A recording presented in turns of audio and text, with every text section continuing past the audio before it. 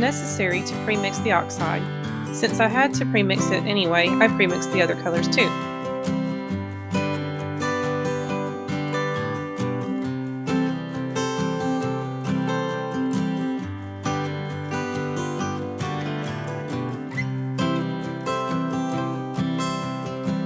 When I stirred these in, I picked up the containers and looked from underneath to make sure I stirred in all the color from the bottom.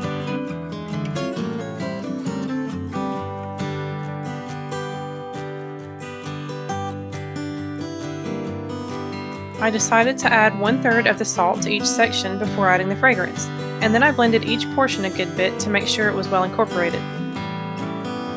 I added the salt before the fragrance because I've never used this fragrance. The website I ordered from says the fragrance behaves well, but I didn't want a surprise acceleration to reduce the amount of working time I have to blend in the salt. Things went smoothly just as the website said. Thankfully, I have not had any surprises with Brambleberry's fragrance oils. The descriptions have been very accurate so far.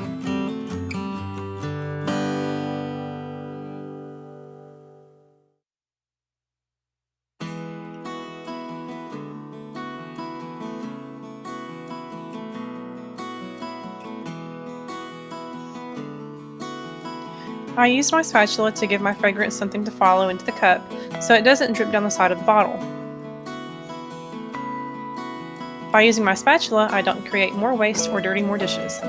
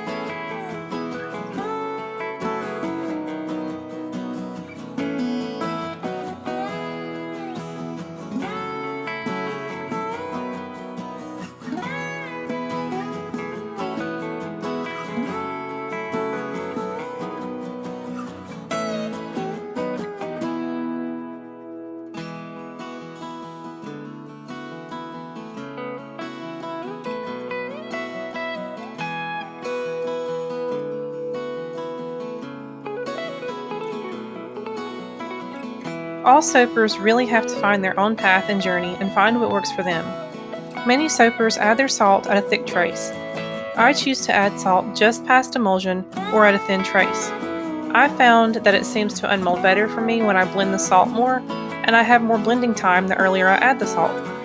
You'll see other soapers do things differently from one another, and I tend to do things differently with each batch depending on the needs of the soap.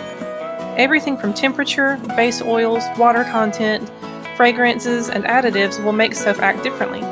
The biggest thing is to practice safety, says the woman who is not wearing long sleeves to soap when she should be, and enjoy the journey.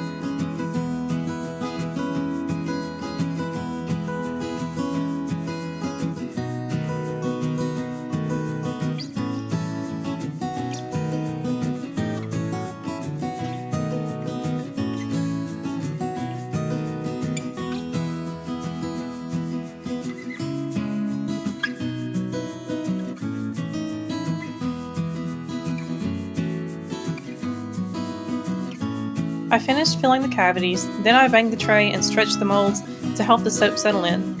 I smoothed it out the best I could and I placed it in a warm oven, off but with the light on, until later that evening.